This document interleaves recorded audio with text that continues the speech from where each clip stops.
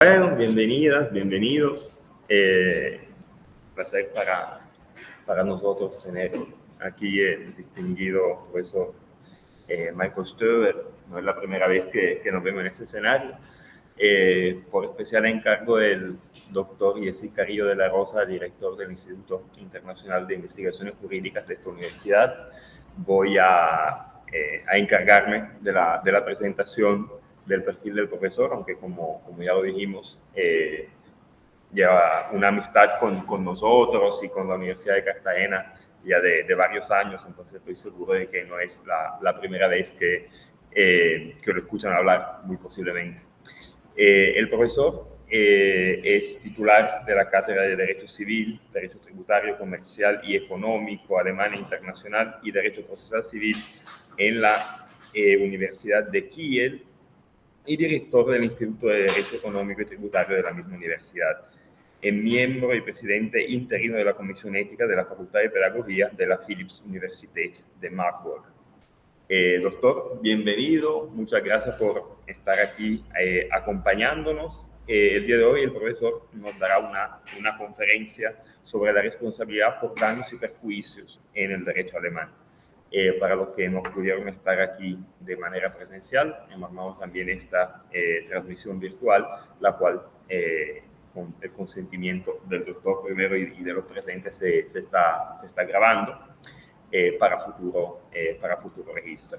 El doctor también nos ha compartido unas presentaciones que, con su permiso, en un segundo voy a compartir.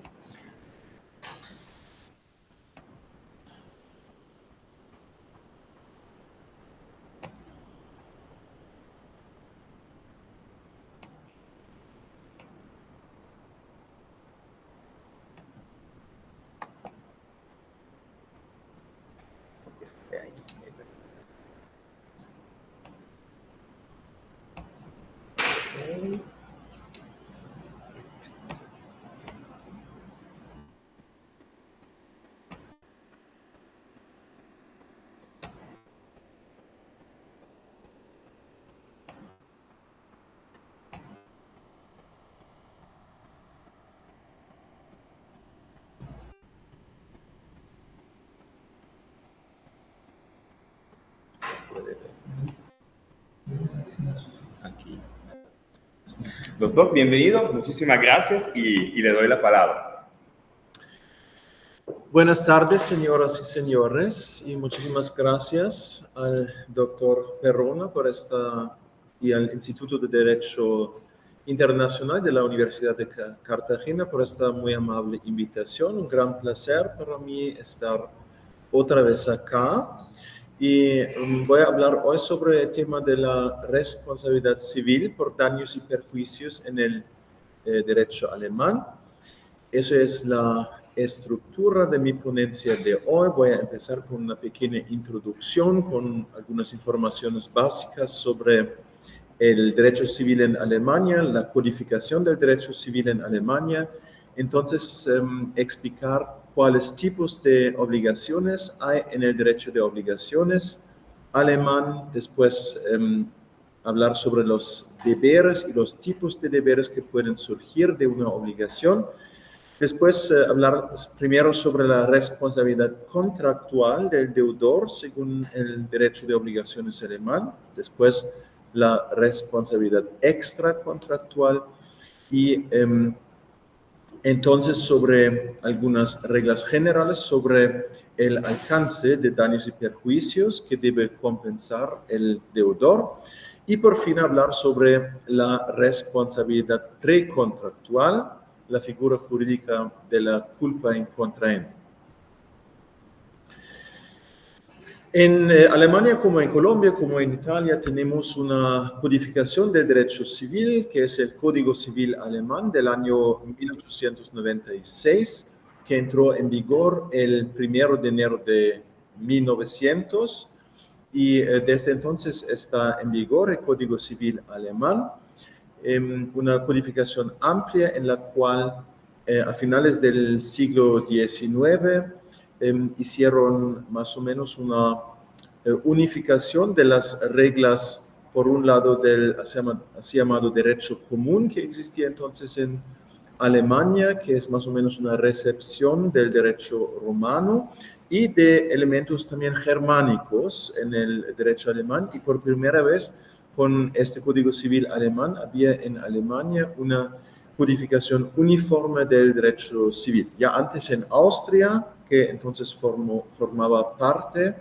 del imperio alemán, pero para el territorio alemán, pues en un sentido más estricto, por primera vez con esta codificación había una codificación uniforme en Alemania. El Código Civil contiene 5 libros o 5 partes, una parte general que contiene reglas generales que se aplican por regla general a todo tipo de relación de derecho privado, y también el segundo libro de derecho de obligaciones para nosotros hoy es muy importante, porque en esta segunda parte, en este segundo libro, se encuentran también las reglas sobre la responsabilidad contractual, extracontractual y precontractual del deudor. Entonces, un libro sobre derecho de bienes, de familia y de herencia que hoy no son tan importantes.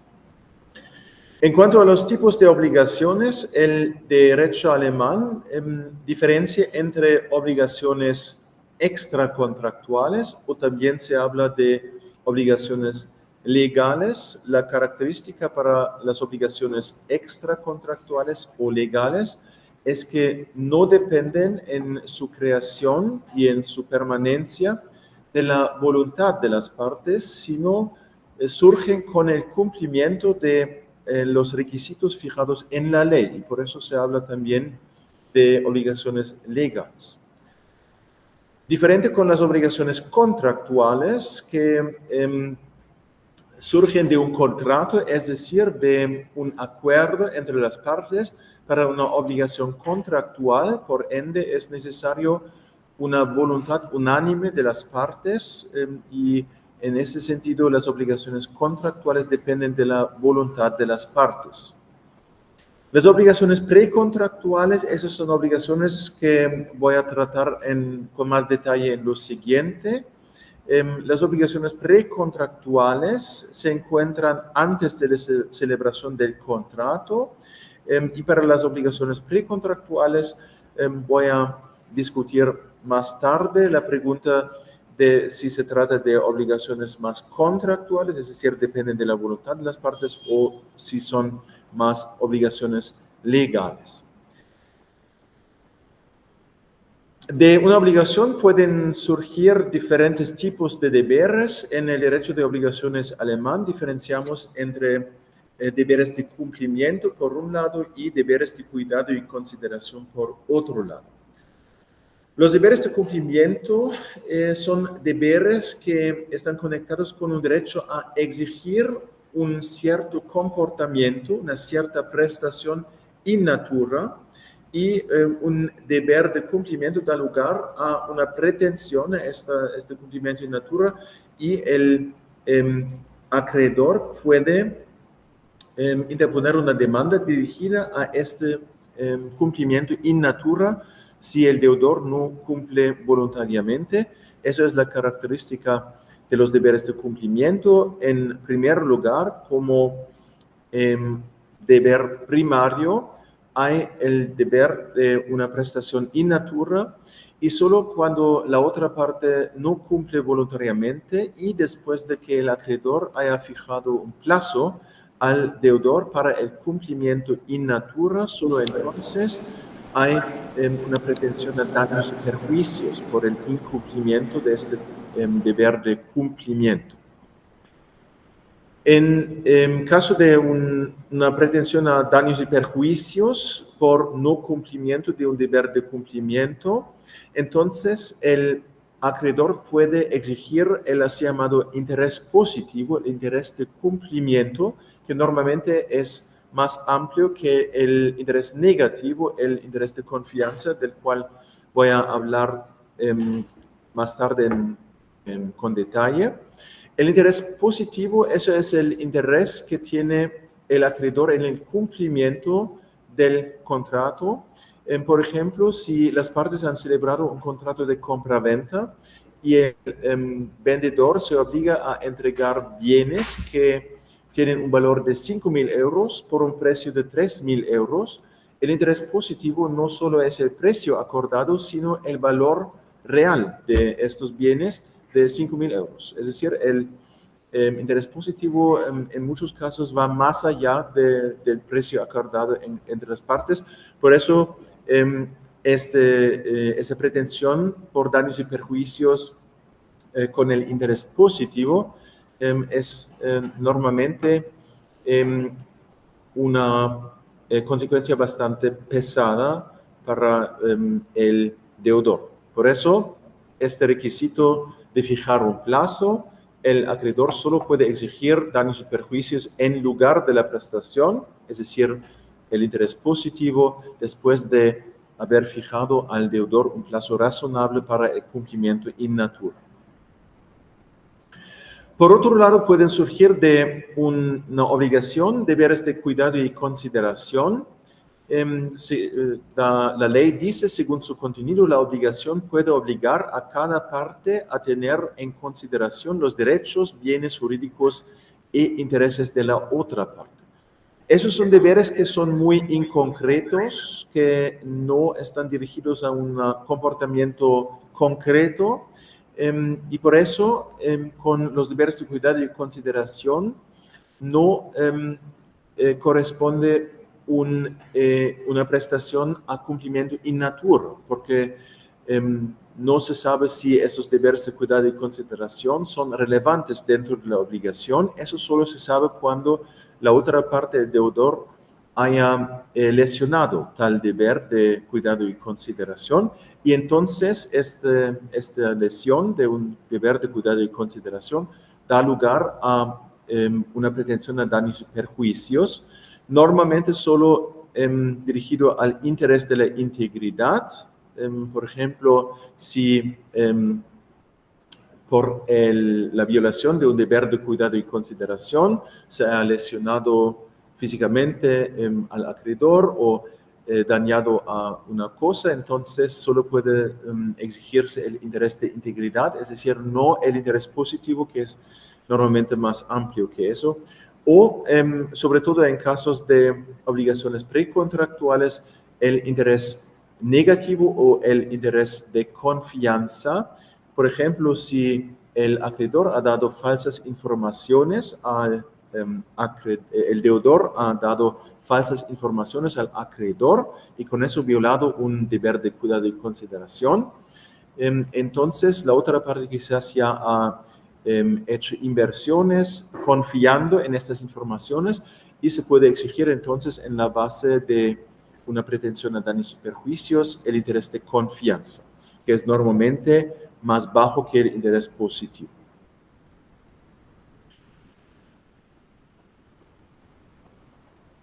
En el derecho alemán se diferencia tradicionalmente entre diferentes tipos de incumplimiento y esa diferenciación está conectada con la diferenciación entre los diferentes tipos de deberes.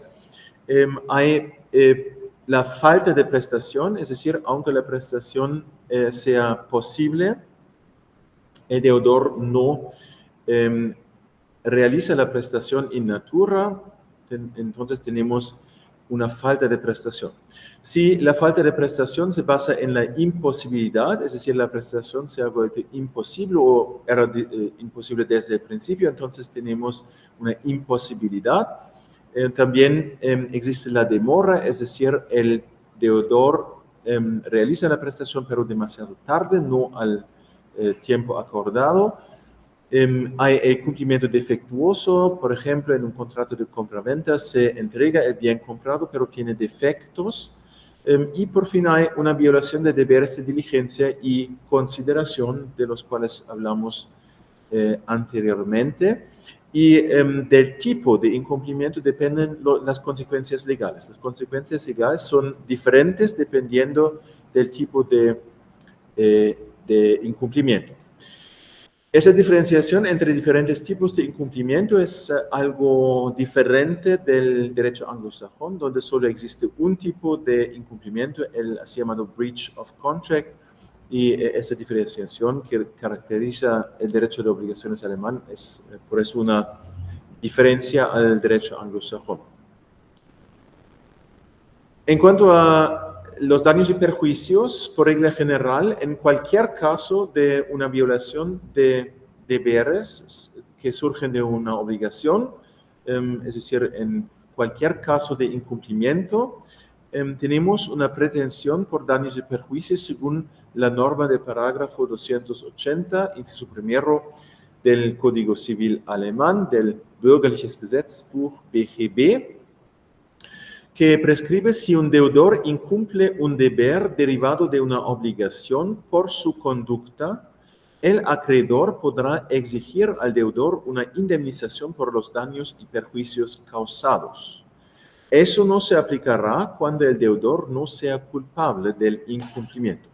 Eso es la norma central para daños y perjuicios que surgen de un contrato. Esta norma se aplica normalmente cuando hay una obligación contractual, y por eso las pretensiones por daños y perjuicios, según esta norma del parágrafo 280, inciso primero del Código Civil, esta responsabilidad se caracteriza por la responsabilidad contractual del deudor.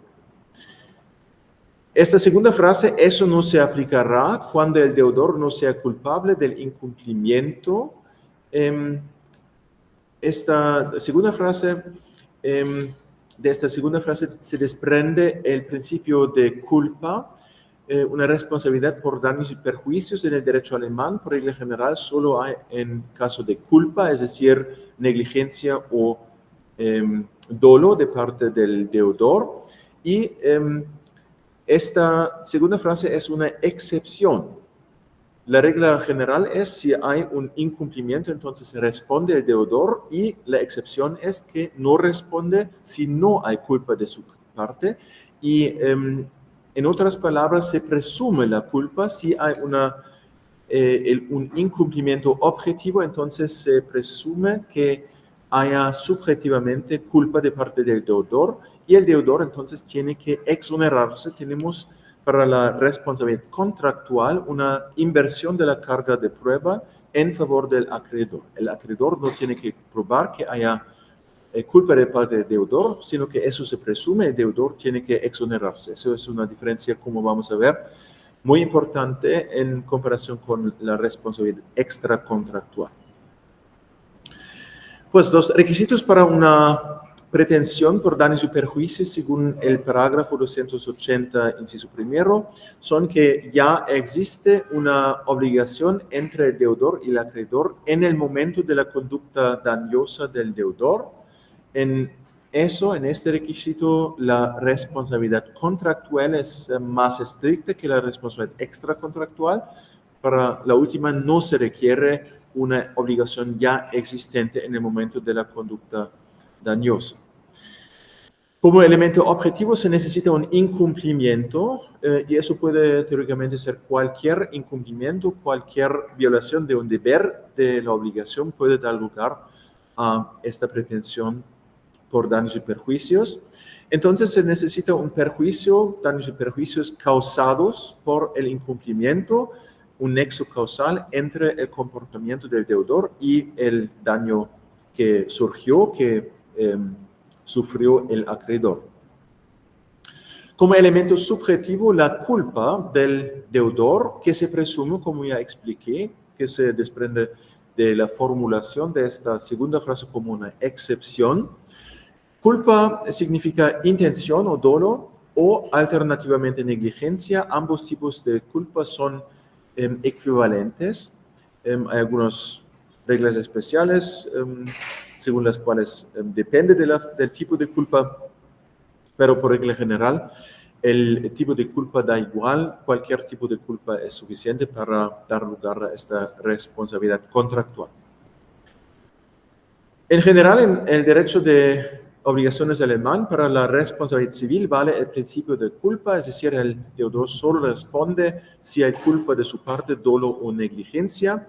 Y ya expliqué que tenemos para la responsabilidad contractual una inversión de la carga de prueba. El acreedor no tiene que probar positivamente que haya culpa de parte del deudor, sino que el deudor tiene que exonerarse, se presume la culpa del deudor si hay una violación objetiva de un deber surgiendo de esta obligación. En cuanto a la responsabilidad por actos de terceros, que no son actos propios del deudor, hay una norma de atribución, el parágrafo 278 del Código Civil, que dice que el comportamiento objetivo, así como la culpa de una tercera persona, se atribuye al deudor si el deudor ha hecho uso de esta tercera persona voluntariamente, si el deudor ha encargado a esta tercera persona voluntariamente con el cumplimiento de sus deberes, de los deberes del deudor mismo, entonces él tiene que atribuirse todo comportamiento objetivo y también la culpa de esa tercera persona sin posibilidad de exonerarse. Eso es otra diferencia significativa en comparación con la responsabilidad extracontractual. En cuanto a la responsabilidad extracontractual, se habla también de una responsabilidad por actos ilícitos o delitos civiles, y la norma central para la responsabilidad extracontractual es el parágrafo 823, inciso primero del Código Civil, aquel que dolosa o negligentemente lesione la vida, el cuerpo, la salud, la libertad, la propiedad u otro derecho de otra persona, será obligado a indemnizar los daños y perjuicios causados. También hay algunas leyes especiales sobre la responsabilidad objetiva, que también es responsabilidad extracontractual, pero por regla general también para la responsabilidad extracontractual es necesario la culpa de parte del deudor. La responsabilidad extracontractual tiene como función la compensación de daños causados, eso es la primera función, pero también la función de prevención. Por las reglas sobre la responsabilidad extracontractual se puede disuadir a una persona de interferir en los derechos en la esfera de otra persona y causarle daño. En ese sentido, las reglas sobre la responsabilidad extracontractual también tienen una función de prevención. En el derecho alemán no se reconoce una función punitiva y eso es una diferencia con el derecho anglosajón, sobre todo estadounidense, donde hay así llamados punitive damages, daños punitivos, que no sirven para compensar el daño sufrido por una parte, sino para castigar a una parte por su mal comportamiento. Eso no se reconoce en el derecho alemán, esta función punitiva en el derecho alemán no hay.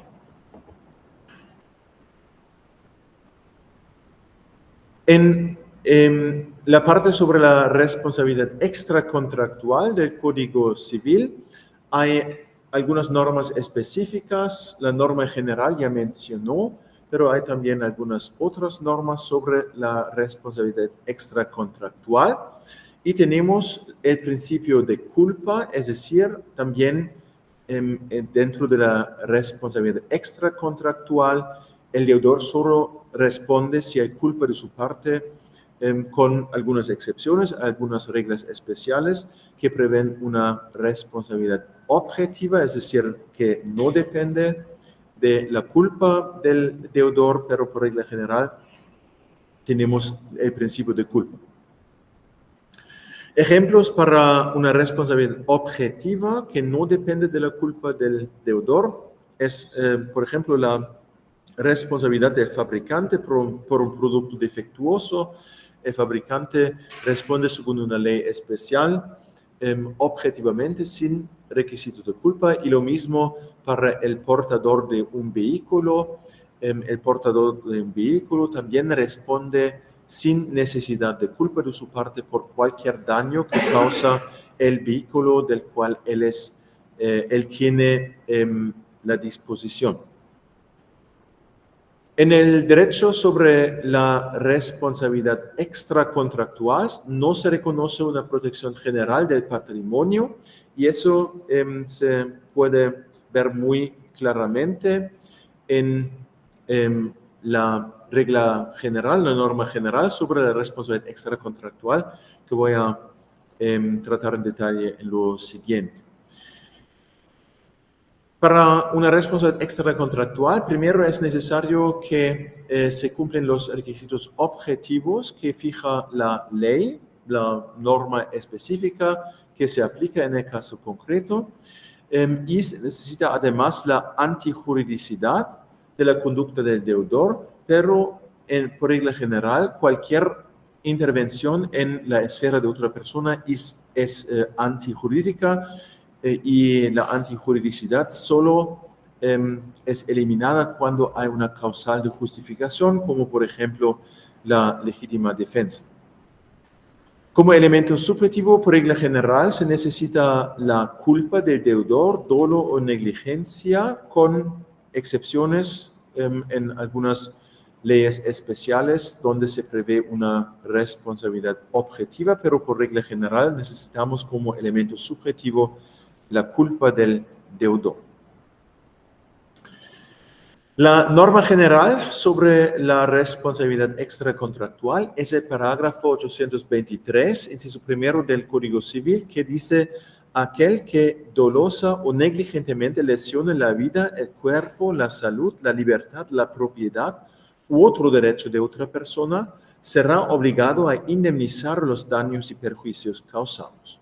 La consecuencia es la misma como para la responsabilidad contractual, según el parágrafo 280, pero los requisitos son un poco diferentes. Se necesita una lesión de un bien jurídico, la vida, el cuerpo, la salud, la libertad, o un derecho, la propiedad u otro derecho. Y en este sentido, las reglas sobre la responsabilidad extracontractual no protegen el patrimonio como tal, sino solo se puede exigir la compensación de daños que se basan en una lesión de un bien jurídico o un derecho que son enumerados de manera exhaustiva en esta norma. Eso es la regla general. Además, el dolo y la negligencia son requisitos positivos, no son excepciones, sino requisitos positivos, lo que significa que para la responsabilidad extracontractual, el acreedor tiene que probar positivamente que haya dolo o negligencia de parte del deudor. No hay una presunción, no hay una inversión de la carga de prueba para la responsabilidad extracontractual. Se necesita la lesión de un bien jurídico o de un derecho. Bienes jurídicos son posiciones del acreedor que no se pueden transferir a otra persona: la vida, el cuerpo, la salud o la libertad, pero bajo este concepto solo se entiende la libertad de movimiento, no la libertad de decisión. Como derecho, la norma del parágrafo 823, inciso primero, solo menciona explícitamente la propiedad y menciona además otros derechos, pero porque se menciona la propiedad y la propiedad es el derecho absoluto y no relativo, es casi la opinión unánime en la doctrina jurídica alemana que otros derechos solo pueden ser otros derechos absolutos, como la propiedad. La diferencia es la propiedad como derecho absoluto vale frente a cualquier persona, también frente a personas con la cual no hay ninguna relación obligacional, mientras que, por ejemplo, las pretensiones, los derechos derivados de un contrato de compra-venta solo valen frente a la persona que es parte del contrato, solo vale relativamente. Y es la opinión casi unánime en la doctrina jurídica alemana que otros derechos en el sentido de la responsabilidad extracontractual solo son otros derechos absolutos, no derechos relativos, y con eso también se puede desprender que no hay una protección total del patrimonio como tal, según las normas sobre la responsabilidad extracontractual, sino que solo se pueden exigir daños y perjuicios que se basan en la lesión de un bien jurídico o un derecho absoluto que son enumerados exhaustivamente en esta norma. Ya mencionó el requisito de la antijuridicidad, que se presume cuando hay una interferencia en un bien jurídico, un derecho de otra persona, se presume la antijuridicidad y solo no hay antijuridicidad si existe una causal de justificación como la legítima defensa. Se necesita la culpabilidad como requisito subjetivo, eso puede ser intención o dolo o alternativamente negligencia. Ambos tipos de culpa son también para la responsabilidad extracontractual por regla general iguales. Y lo importante es, en comparación con la responsabilidad contractual, no hay una presunción de la culpa, sino que el acreedor tiene que probar que hay culpa de parte del deudor. No hay una inversión de la carga de prueba, una importante diferencia en comparación con la responsabilidad contractual. También existen otras normas especiales sobre la responsabilidad extracontractual. Esta norma que se refiere a así llamadas leyes de protección. Eso, por ejemplo, pueden ser leyes penales. Si una persona infringe una ley penal, entonces también puede surgir una responsabilidad civil según esta norma especial. Y hay una norma, otra norma especial, que es el parágrafo 826 del Código Civil alemán: aquel que cause daños a otro dolosamente y en forma contraria a las buenas costumbres será obligado a indemnizar los daños y perjuicios causados. Esta norma, como una excepción al principio que las reglas sobre la responsabilidad extracontractual no protegen el patrimonio como tal, esta norma da acceso a una compensación de cualquier daño patrimonial, porque acá no se encuentra el requisito de la lesión de un bien jurídico o un derecho absoluto, pero los requisitos son muy exigentes porque se requiere dolo. No es suficiente para esta norma mera negligencia y además un comportamiento contrario a las buenas costumbres. Por eso esta norma pues da acceso a la compensación de cualquier daño patrimonial, pero los requisitos son muy, muy exigentes, muy altos, y por eso solo en muy pocos casos se aplica esta norma. Hay un caso muy famoso de la jurisprudencia del Tribunal Supremo alemán de los últimos años que voy a presentar al final, pero esta norma por regla general no se aplica en muchos casos por este requisito muy exigente del dolo del deudor. En cuanto a la responsabilidad por actos de terceros, hay una norma especial que es el parágrafo 831, inciso primero del Código Civil alemán, que dice: aquel que encarga a otro la ejecución de una tarea será obligado a indemnizar los daños y perjuicios causados ilícitamente por el otro a un tercero en la realización del encargo. Eso no se aplicará cuando el principal, en la elección y vigilancia del otro, haya actuado con la debida diligencia. Esta norma es una norma especial en comparación con la norma de atribución que ya conocimos en contexto con la responsabilidad contractual. Esta norma no es una norma de atribución, sino es una norma de responsabilidad por la propia conducta del principal. Eso se desprende de la segunda frase: eso no se aplicará cuando el principal, en la elección y vigilancia del otro, haya actuado con la debida negligencia. La razón por la responsabilidad por esta norma, por el acto de un tercero, es que el principal no ha seleccionado, elegido o no ha vigilado adecuadamente al tercero, y con la consecuencia que este tercero causó daño a otra persona y por este daño responde el principal, pero es una responsabilidad por su propia conducta, por su propia culpa, no es una norma de atribución. Y hay la posibilidad de exoneración. Eso también es una diferencia en comparación con la responsabilidad contractual. Esta norma de atribución que se aplica a la responsabilidad contractual no prevé una exoneración del principal, pero para la norma de parágrafo 831, para la responsabilidad extracontractual, es posible una exoneración del principal si él da evidencia que él observó la diligencia en eligiendo y también en vigilando la tercera persona, entonces no responde. En cuanto al alcance de los daños y perjuicios que debe compensar el deudor en caso de una responsabilidad civil, hay el principio de una restitución en especie, in natura, es decir, por ejemplo, si el deudor dañó una cosa, tiene que repararla, si lesionó a una persona, tiene que hacer un tratamiento médico, teóricamente.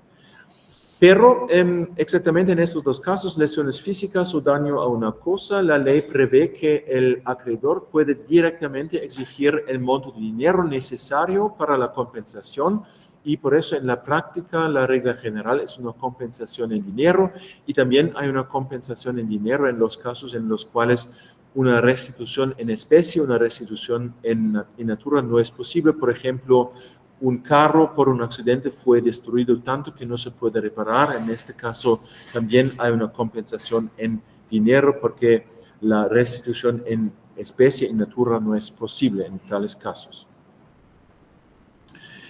Se pueden, pues el deudor tiene que compensar daños materiales, pero en ciertos casos también daños inmateriales o morales. Eso solo en los casos que prevé explícitamente la ley y la norma más importante es este parágrafo 253, inciso segundo, en casos de una lesión física, una violación de la libertad. En estos casos puede exigir el acreedor también la compensación de daños morales, daños inmorales, y también se reconoce en casos de violaciones graves de derechos personales, por ejemplo, por una calumnia. En esos casos también se reconoce una compensación de daños meramente morales. Si el acreedor por su propia conducta culpable haya contribuido al daño causado, entonces se disminuye disminuyen los daños y perjuicios que tiene que compensar el deudor por el alcance de la propia culpa del acreedor. Después de presentar los requisitos y también las ventajas, las desventajas de la responsabilidad contractual y de la responsabilidad extracontractual, me gustaría presentar otra vez en esta diapositiva las diferencias que hay entre esos dos tipos de responsabilidad.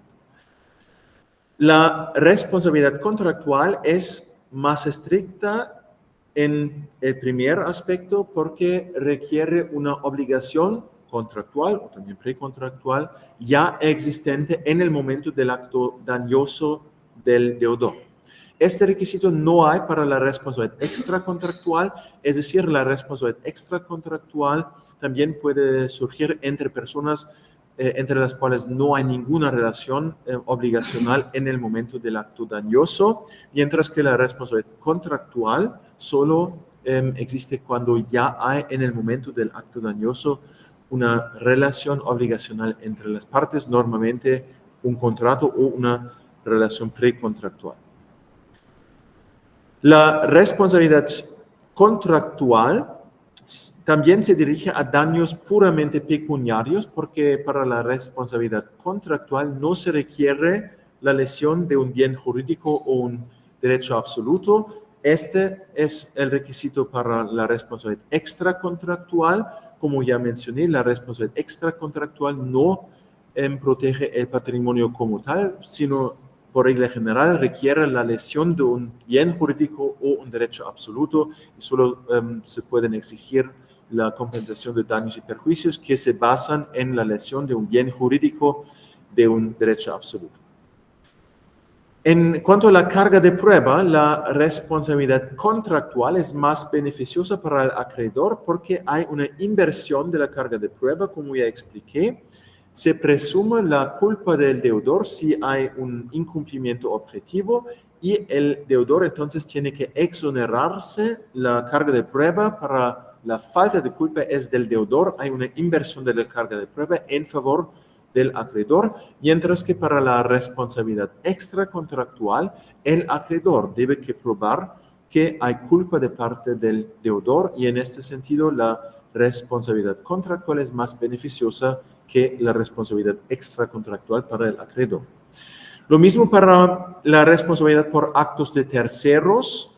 Para la responsabilidad contractual tenemos esta norma de atribución sin posibilidad de exoneración de parte del deudor, mientras que para la responsabilidad extracontractual tenemos esta norma especial de la responsabilidad con una posibilidad de exoneración para el principal, para el deudor.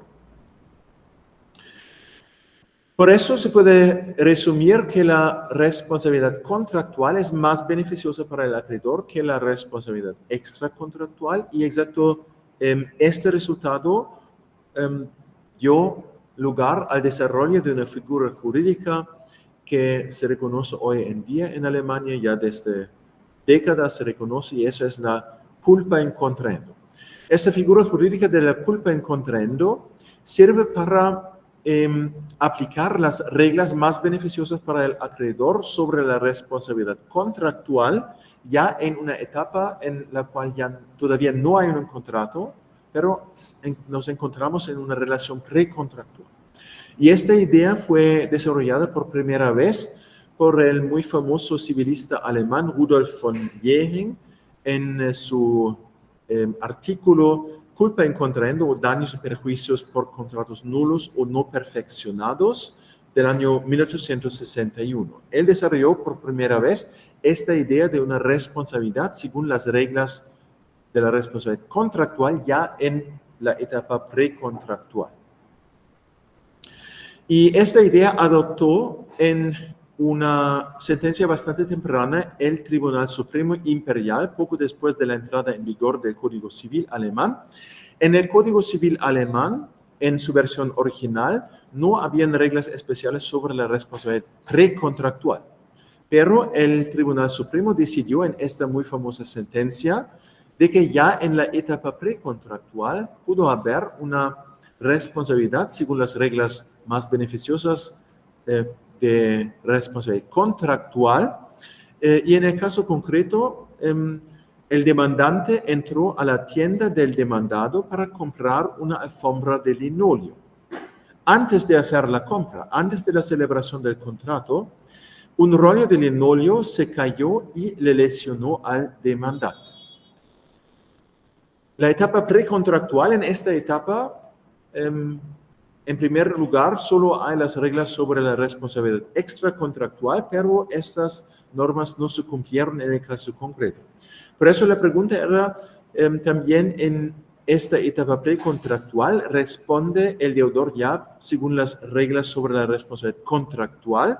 Y el Tribunal Supremo Imperial dijo, basado en la obra de Rudolf von Jhering, sí, que ya en esta etapa puede haber una responsabilidad según las reglas sobre la responsabilidad contractual, y en el caso concreto había una relación precontractual porque el operador de esta tienda había abierto voluntariamente la tienda para potenciales clientes y el cliente había entrado voluntariamente. Es decir, tuvimos una voluntad unánime y en este sentido un acuerdo precontractual, y eso justifica, según esta sentencia fundamental del Tribunal Supremo, la aplicación de las reglas sobre la responsabilidad contractual ya en esta etapa porque tenemos una voluntad unánime entre las partes.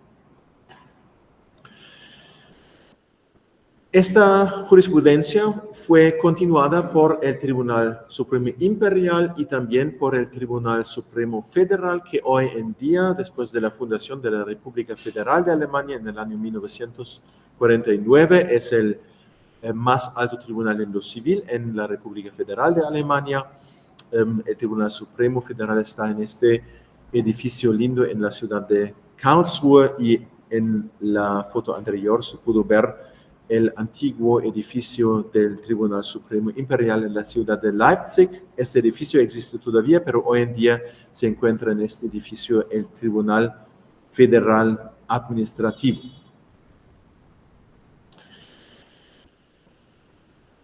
Esta jurisprudencia, primero del Tribunal Supremo Imperial y después del Tribunal Supremo Federal, se puede considerar como derecho consuetudinario porque en la versión original del Código Civil alemán no habían reglas explícitas sobre la responsabilidad precontractual y más o menos se aplicaron las reglas sobre la responsabilidad contractual de manera análoga. Por eso se puede hablar de un derecho consuetudinario. Solo en el año 2001 fue codificado por primera vez la responsabilidad precontractual por la Ley de Modernización del Derecho de Obligaciones, una gran reforma del derecho de obligaciones, y en ocasión de esta reforma codificó el legislador alemán por primera vez la responsabilidad precontractual según las reglas ya existentes del derecho consuetudinario desarrollados por la jurisprudencia del Tribunal Supremo Imperial y después Federal.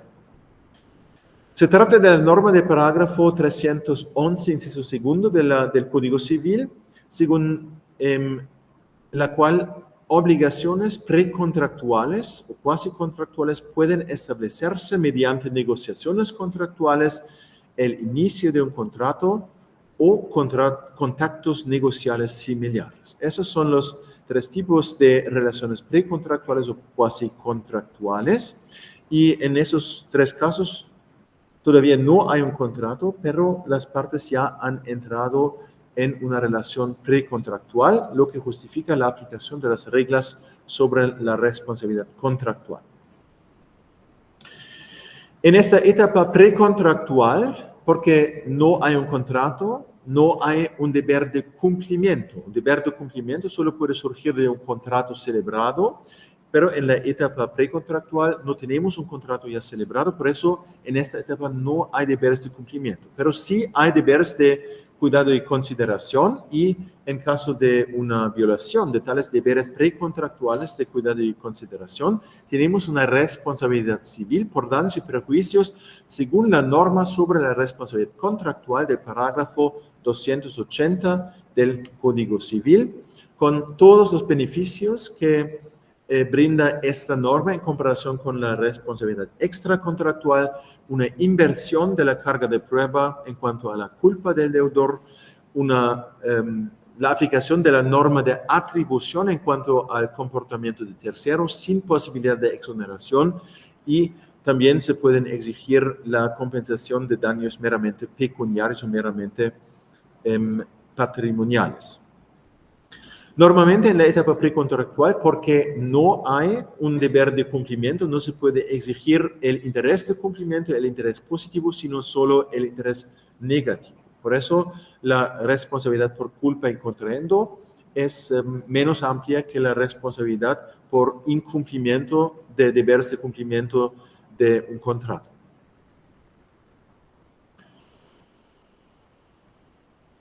Es todavía controvertido si esta responsabilidad precontractual es una responsabilidad legal o una responsabilidad por negocio jurídico.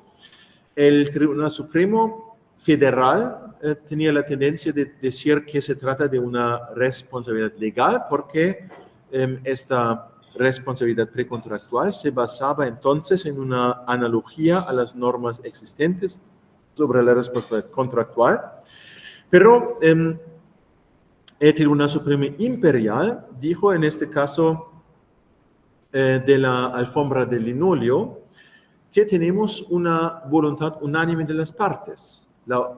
Una parte, el operador de la tienda, abre voluntariamente la tienda para el acceso de clientes, potenciales clientes, y el cliente también voluntariamente entra a esta tienda, y con eso tenemos una voluntad unánime, lo que es característico para el negocio jurídico, y por eso se trata de una responsabilidad basada en un negocio jurídico, que no es la celebración del contrato, pero el acuerdo precontractual sobre, en este caso, la iniciación de un contrato o negociaciones sobre la celebración de un contrato, también algo que solo puede iniciarse de manera unánime y no de manera unilateral.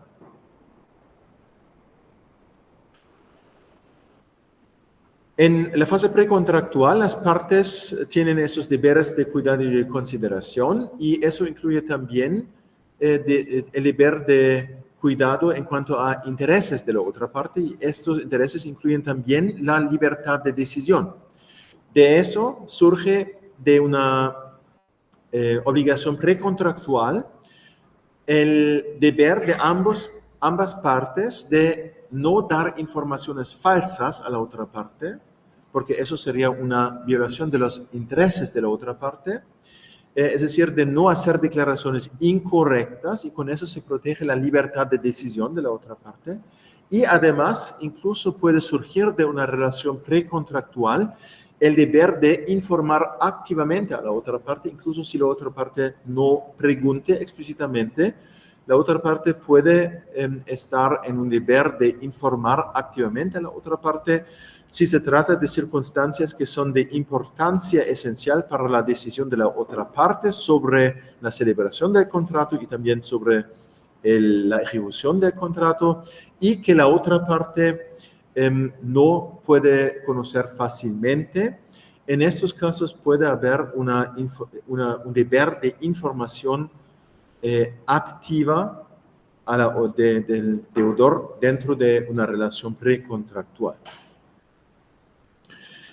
Si en la etapa precontractual el deudor viola esos deberes de información, es decir, él da informaciones falsas o él no da informaciones que hubiera debido dar, en este caso hay también una responsabilidad precontractual por daños y perjuicios, y se puede exigir la compensación de daños de confianza, el interés negativo, y en estos casos de falsas informaciones y como consecuencia de las falsas informaciones dadas en la etapa precontractual, se celebra un contrato, pero este contrato es desfavorable para la otra parte porque no hubiera celebrado el contrato si el deudor hubiera dado las informaciones correctas y completas. Entonces, el daño consiste en este contrato desfavorable. Y ya conocimos este principio de la compensación in natura, y la compensación in natura, en el caso de que el daño consiste en un contrato desfavorable, es la liberación de este contrato. Y eso se reconoce en la jurisprudencia alemana, que en tales casos de falsa información o información incompleta en la etapa precontractual, con la consecuencia de que se celebre un contrato desfavorable para la otra parte, entonces esta otra parte puede exigir, basado en la responsabilidad por culpa in contrahendo, la liberación de este contrato desfavorable. Es muy controvertido si se puede exigir también la liberación de un contrato desfavorable en casos en los cuales no existe un perjuicio patrimonial cuantificable para la otra parte. Por ejemplo, en las negociaciones sobre un contrato de compra-venta, el deudor ha dado falsas informaciones a la otra parte y por eso la otra parte ha celebrado el contrato. Pero el precio pagado corresponde completamente al valor del bien comprado, por eso no hay un daño cuantificable. La pregunta es si también en tales casos puede exigir el acreedor la liberación de este contrato, aunque prestación y contraprestación tienen el mismo valor, es decir, no tenemos un daño cuantificable. Sobre eso decidió el Tribunal Supremo en un caso en el cual se aplicó excepcionalmente el parágrafo 826 del Código Civil alemán. Según esta norma, responde una persona que causa dolosamente daño a la otra persona contra las buenas costumbres, y esta norma aplicó el Tribunal Supremo en los casos de motores de diésel de Volkswagen. Ustedes han escuchado de estos casos, de este escándalo en la Unión Europea. Volkswagen equipó sus carros de diésel con un software, con un programa informático que manipuló los datos de combustible para de esta manera pretender el cumplimiento de ciertas normas ambientales de la Unión Europea, pero la verdad es que el combustible contenía materias más allá de las cifras fijadas por la Unión Europea. En estos casos, normalmente el valor del carro no fue disminuido por este programa informático, es decir, el valor del carro correspondía al precio pagado, no había un daño cuantificable. En estos casos, los compradores de los carros demandaron no al vendedor con el cual había un contrato de compraventa, sino al productor, a la empresa de Volkswagen, y con la empresa de Volkswagen no había una relación contractual, no había un contrato, porque el contrato se celebró exclusivamente con el comerciante que tiene esa tienda de carros. Por eso no se pudieron aplicar las normas sobre la responsabilidad contractual, sino solo extracontractual, y en este caso el Tribunal Supremo aplicó esta norma excepcional del parágrafo 826 del Código Civil alemán, que solo se aplica en casos de dolo, pero el Tribunal Supremo dijo en el caso de Volkswagen había dolo porque intencionalmente Volkswagen había equipado los carros con este programa informático. En cuanto a la pregunta si se puede también exigir la liberación de un contrato cuando no hay un daño cuantificable, el Tribunal Supremo dijo que un perjuicio patrimonial también puede existir aunque la prestación y la contraprestación sean objetivamente de valor, porque la prestación no es plenamente utilizable para sus fines. Y eso era el caso en estos casos de diésel, porque para el comprador, esos carros con el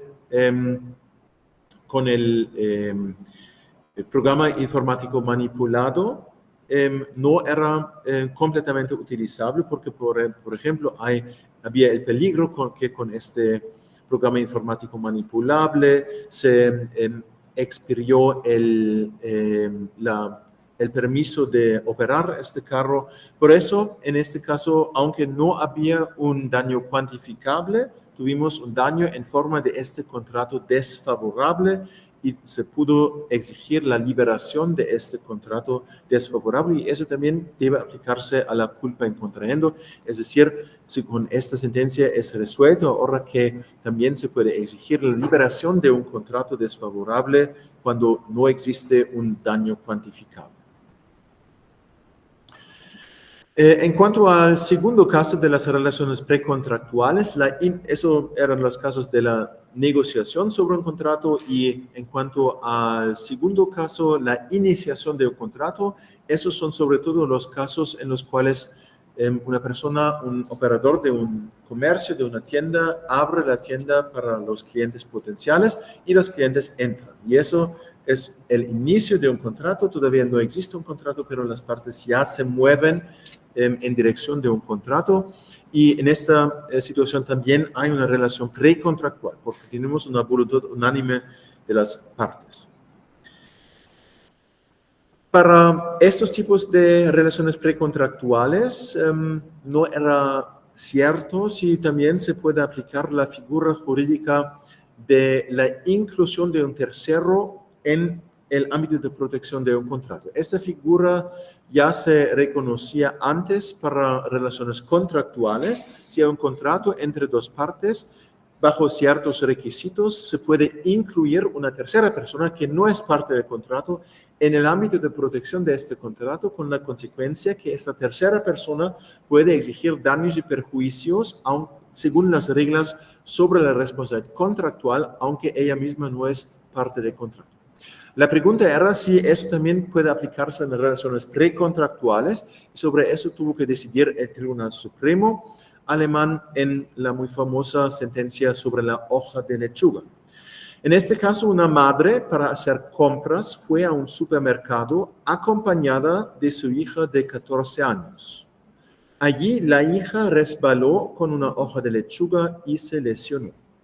La hija no debía ser parte del contrato, solo la madre quiso hacer compras, es decir, solo la madre era parte del contrato y solo la madre era parte de la relación precontractual.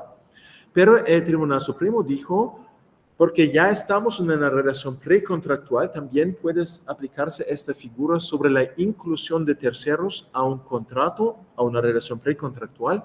En este caso, Así que la hija pudo exigir, porque pues los requisitos para la inclusión de terceros en el ámbito de protección de un contrato es una cercanía entre la parte del contrato y la tercera persona, y esta cercanía siempre hay si hay una relación familiar.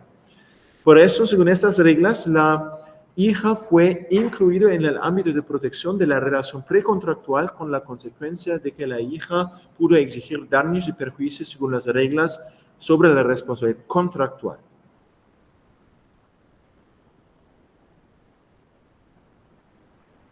Bueno, es un panorama de la responsabilidad contractual en el derecho civil alemán. Muchísimas gracias por su atención y si tienen preguntas, con mucho gusto voy a contestarles.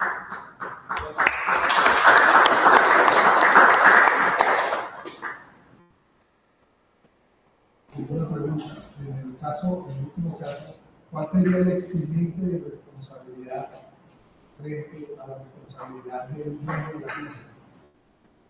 ¿Qué eximente de responsabilidad podría tener frente a ese señor que sufrió la lesión? Pues en este caso, el operador de la tienda debería probar que no hay culpa de su parte para evitar la responsabilidad.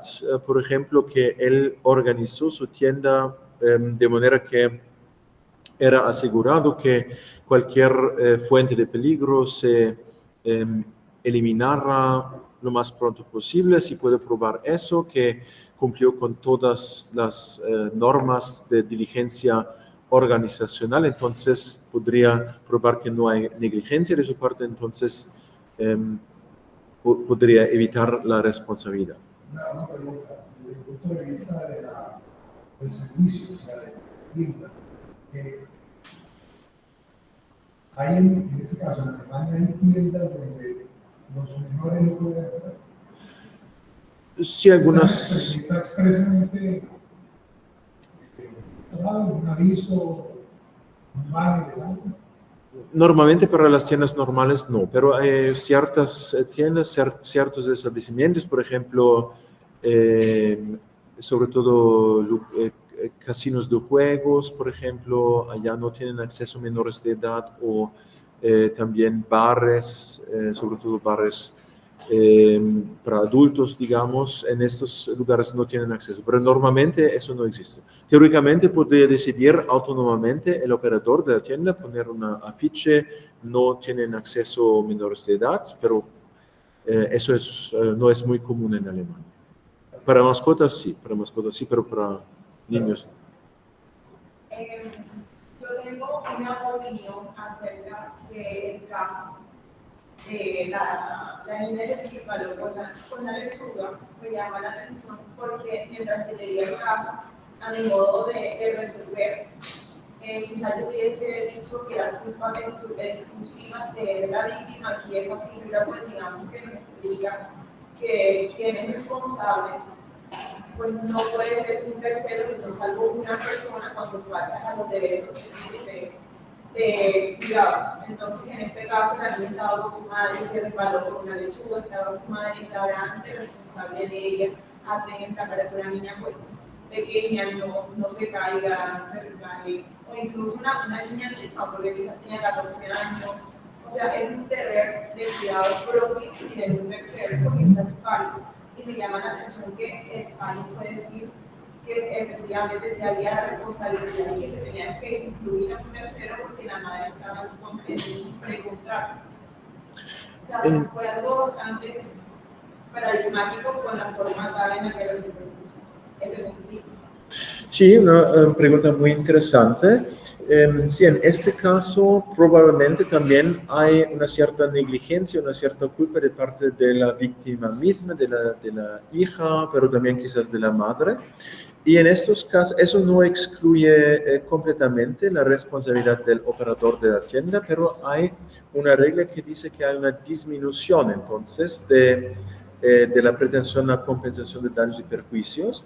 Por ejemplo, eso tiene que entonces decidir en el caso concreto el juez.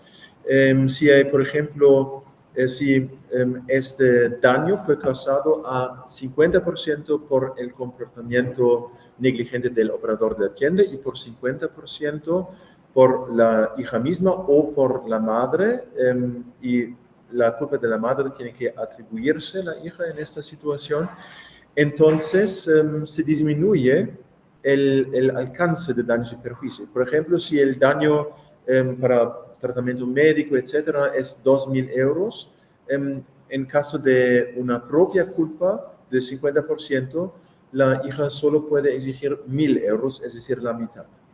Pero esta cuota puede ser diferente, por ejemplo, si hay una culpa de 2/3 de la hija misma y 1/3 del operador de tienda, entonces eso es necesario analizar en el caso concreto. No hay reglas fijas para eso, solo esta norma, esta cláusula general que dice en casos de propia culpa del acreedor mismo se disminuye el alcance del daño y eso tiene que decidir el juez según las circunstancias del caso concreto. Debe mirar, por ejemplo, era muy visible esta hoja de lechuga, si eso es el caso, entonces hay quizás una culpa bastante grave de la hija misma, o si casi no se pudo ver esta hoja porque estaba escondida o algo así, entonces hay una culpa menor de parte de la hija misma. Eso siempre es necesario analizar en el caso concreto.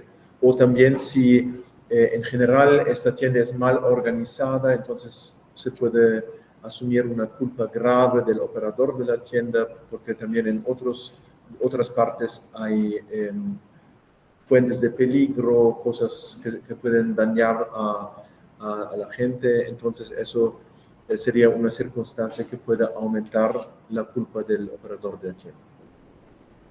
Ok, gracias. Yo tengo otra pregunta con respecto a la responsabilidad civil. Creo que fue contractual. La verdad, mis apuntes aquí distorsionan un poco. Pero mi pregunta concierne acerca de si, pues cuando hay un incumplimiento, que ahora veíamos que pues, para alguna persona reclame daños y perjuicios, por esa razón pues, puede ser por incumplimiento, por una prestación indebida del servicio, entre varias otras causas que puede ser. Me llamaba la atención que para determinar si esta persona puede recibir daños y perjuicios, una compensación económica, tiene que ser por culpa o negligencia en la responsabilidad civil contractual. ¿Fue en la contractual o fue en la extracontractual? Eso me confunde un poco porque digamos que aquí eximimos a alguien de cierta responsabilidad cuando no hay culpa, cuando no hay dolor o cuando efectivamente fue un hecho que no podemos acreditar que la persona tenga incidencia con todo servicio. Pero cuando estamos hablando sobre un contrato, uno tiene pues, una responsabilidad imperativa de cumplir el contrato, de plasmar condiciones para que el contrato se cumpla. Y si no se cumple, pues aquí tenemos que proteger inicialmente a la persona acreedora. Entonces, que fue culpa o negligencia, eso me parece un poco impresionante, pero no sé qué filosofía tenga esa norma. O sea, ¿por qué razón de que se hace allá? Aquí en este caso, porque protegemos mucho al acreedor.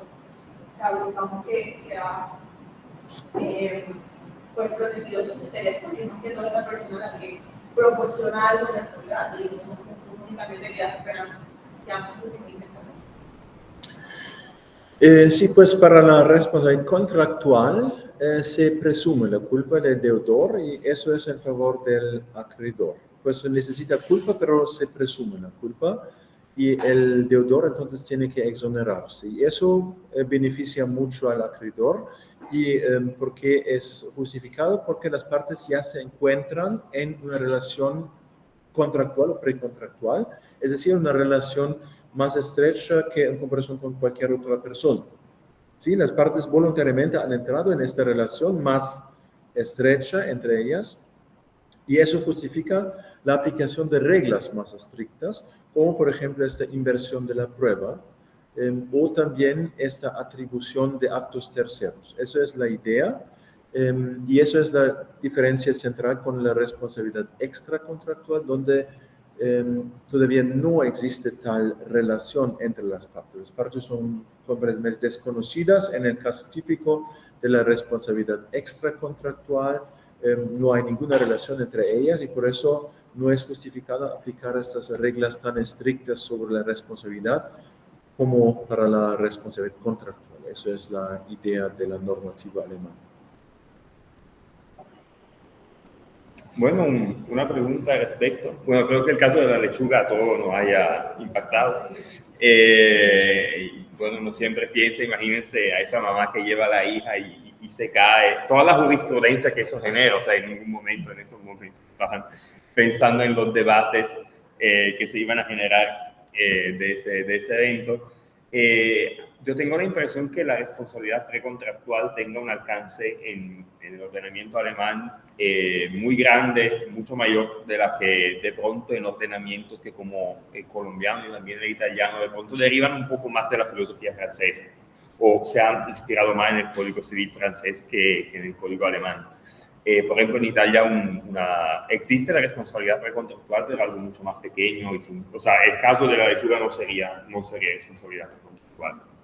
Pero entonces, lo que sí es cierto es que varios ordenamientos han tenido una dificultad en ubicar casos de responsabilidad que no aparecen totalmente contractuales ni totalmente extracontractuales.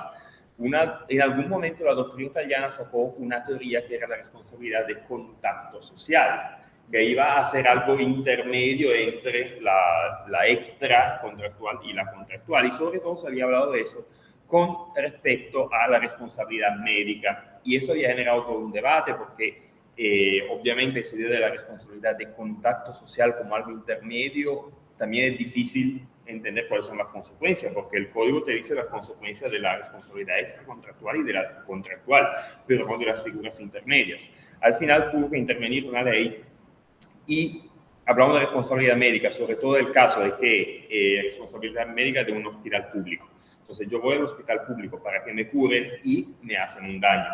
¿De qué tipo es la responsabilidad? Y obviamente dependiendo del tipo hay consecuencias sobre término de prescripción, sobre quién puede responder, quién asegura, etc. Y al final, después de mucho debate jurisprudencial, fue la ley o el legislador quien decidió y determinó que en esos casos hay una responsabilidad contractual con la administración pública que gestiona la estructura y extracontractual con los médicos que han generado el daño, ¿cierto? Y esa fue la solución. ¿Cómo se maneja en Alemania el tema de la responsabilidad médica? ¿Qué naturaleza tiene? En Alemania la responsabilidad médica normalmente es contractual, porque se asumen por regla general que entre el paciente y el médico se celebra un contrato sobre el tratamiento médico y entonces hay una responsabilidad contractual y incluso hay algunas reglas especiales sobre, nuevamente, en el Código Civil que no existían desde el principio, pero hace algunos años el legislador introdujo al Código Civil algunas reglas especiales sobre esta responsabilidad contractual del médico. Pues normalmente es una responsabilidad contractual. Y en Alemania tenemos un sistema bastante complicado de seguro médico legal y seguro médico privado. Okay. Y eso puede tener ciertas consecuencias en cuanto a la responsabilidad contractual, porque para la responsabilidad entre un paciente que tiene ese seguro médico legal y el médico, pues el paciente no está obligado a pagar la remuneración, sino la remuneración paga la corporación que da ese seguro médico legal. Pero para la responsabilidad como tal, es normalmente, según esas nuevas normas, una responsabilidad contractual. Eso era también la intención de introducir esas normas. Antes era un poco más difícil, sobre todo los pacientes de seguro médico legal, de construir un contrato a causa de esta construcción que la remuneración no debe pagar el paciente. Ese es el mismo problema que teníamos en Italia cuando no se sabía de qué naturaleza era la. Pero por estas reglas nuevas que contiene el Código Civil, normalmente hay una responsabilidad contrato. Por esto, en materia de derecho privado de la inducción al error, ¿cómo lo tiene concebido en la legislación alemana? Voy a colocar un ejemplo real. Llega una pareja a un mall, dentro de un almacén, y hay una canasta. En esa canasta hay un banner que dice que esos productos están a $1 o a $1 o a €1. Pero cuando las personas toman el producto y van a la caja, el dependiente que la tienda le dice que eso no vale $1, sino que vale 10. Entonces la persona inmediatamente reacciona y le dice, pero es que allá en el sitio de la canasta hay un banner que dice $1, $1 o $1. Y la persona le contesta, es que eso ya cambió, hoy ya ese no es el precio. Yo lo tengo aquí en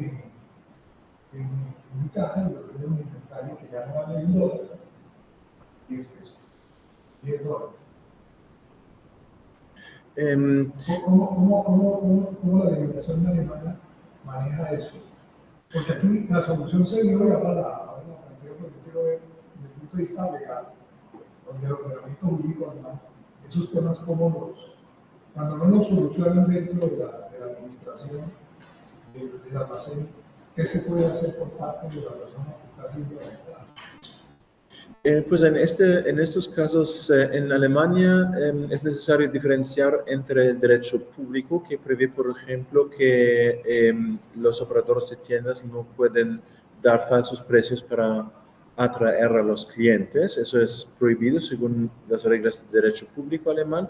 Y el derecho privado, y según el derecho privado, el contrato, y eso es reconocido en la jurisprudencia alemana, normalmente solo se celebra en la caja, es decir, con quitar una cosa de este cesto, ya todavía no se cumple el contrato, no se celebra el contrato, sino que solo en el momento de la presentación del bien en la caja, y entonces el operador de la tienda puede decir sí o no, es decir, solo con su sí se celebra el contrato. Y si él dice no, por €1 no, solo por 10 euros, entonces no hay contrato. Eso es entonces una nueva oferta que otra vez el cliente puede rechazar o aceptar.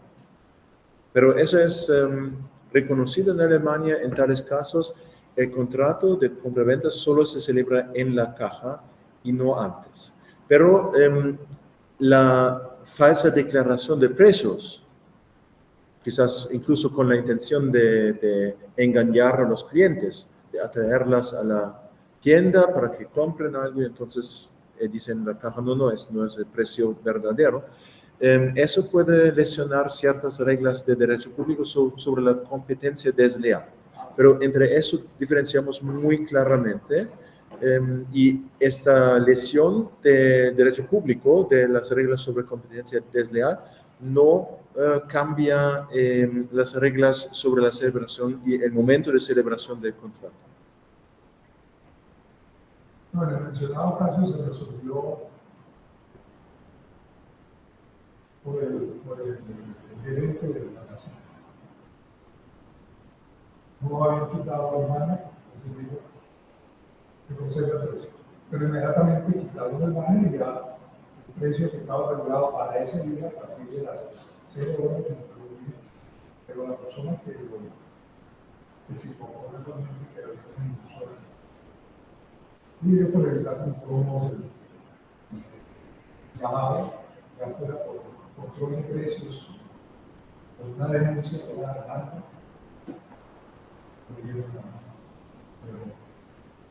Pues en estos casos, por ejemplo, la autoridad puede imponer una multa a este operador, o también hay al lado de en inglés se dice public enforcement, es decir, ejecución pública, pero al lado de eso hay una ejecución privada, porque los otros operadores que están en competencia con el operador de esta tienda pueden imponer iniciar una demanda para la omisión contra él. Eso también sería posible. Eso sería el private enforcement, la ejecución privada. Tengo una pregunta. Sobre el primer ejemplo que colocó de la etapa precontractual de la primera sentencia que expide el tribunal alemán, que hace referencia a una persona que iba a comprar unas alfombras y cuando entra a la tienda le muestra las alfombras y la alfombra se cae y menciona a la persona. Entonces explica que ahí se configura una responsabilidad civil precontractual. Sin embargo, no entiendo por qué, porque la lesión no tiene nada que ver con la naturaleza jurídica del negocio que se iba a celebrar. Se iba a celebrar una compraventa. Luego usted explica que los deberes que se deben cumplir en la etapa precontractual, igual aquí en Colombia, es básicamente seguir la buena fe, es decir, explicar la naturaleza de, por ejemplo, la compraventa, el objeto, la cosa que se va a vender, actuar de buena fe, no ocultar nada. Pero en el caso de la compra, no entiendo cómo se configura la responsabilidad civil precontractual cuando es una lesión a la integridad física de la persona y es diferente al contrato de compraventa que se va a celebrar. Pues en estos casos de una lesión física puede haber también una responsabilidad extracontractual al lado de la responsabilidad contractual.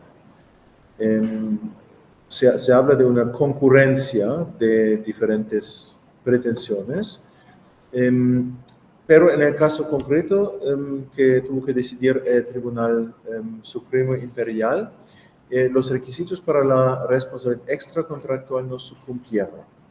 Por ejemplo, no sé exactamente por qué razón, pero hasta esta reforma del año 2001 habían también diferentes reglas de prescripción. Hoy en día las reglas son iguales, pero eso en muchos casos antes de la reforma era la razón por qué no se aplicaron, pues eran prescritos las pretensiones de responsabilidad extracontractual, porque la prescripción era solo 3 años, mientras que todavía se aplicaron las reglas sobre la responsabilidad contractual. Y más o menos la responsabilidad contractual puede evitar estas deficiencias de la responsabilidad extracontractual. Y eso era la idea del desarrollo de esta figura de la culpa in contraendo. Pero si se cumplen los requisitos de ambas normas, extracontractual y también contractual o precontractual, tenemos una así llamada concurrencia de pretensiones, es decir, el acreedor entonces puede elegir en qué norma base su demanda.